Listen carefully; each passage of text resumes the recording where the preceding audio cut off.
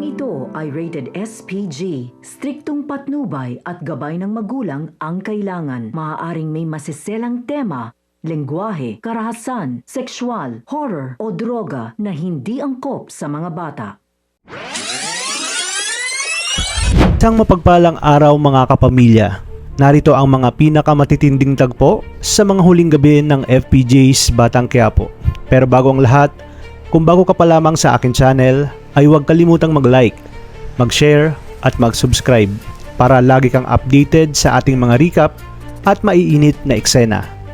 Sa isang biglaang press conference na ipinatawag ni Miguelito, nagsiksikan ang mga reporter at kamera habang inilalabas nila si Ponggay upang humarap sa media. Mabigat ang kanyang muka at halatang pilit lamang ang bawat galaw habang nakatayo sa harap ng mikropono.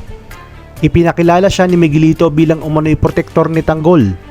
At doon nagsimula ang pinakamabigat na sandali para kay Ponggay. Sa harap ng lahat ay napilitan siyang aminin na siya ang nagbibigay ng impormasyon kay Tanggol tuwing may raid o operasyon laban dito. Kaya nakakatakas si Tanggol sa tuwing may nagtangkang hulihin siya ng mga otoridad. Nagkatinginan ang mga reporter at agad nagbulungan ang mga tao sa narinig nilang pahayag.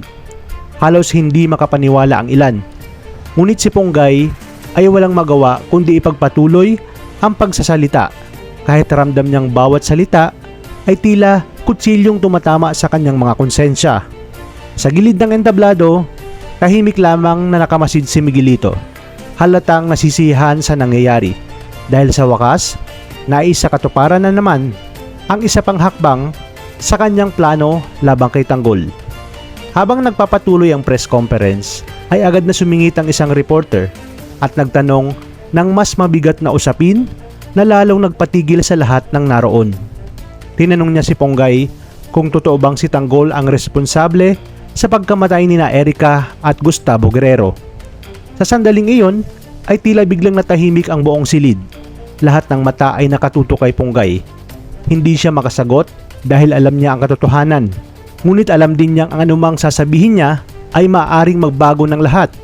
Mula sa gilid ay mariing tiningnan siya ni Miguelito at tahimik na inutusan na sagutin ang tanong ng media. Napapikit si Ponggay at hindi napigilang mapaluha habang pilit na nilalabanan ang bigat ng kanyang konsensya. Ramdam niyang unti-unti siyang nilalamon ng guilt sa ginagawa niyang pagtatraidor kay Tanggol. At sa sandaling iyon ay pumasok sa isip niya ang ideya na tumakbo na lamang papalayo sa lahat ng ito.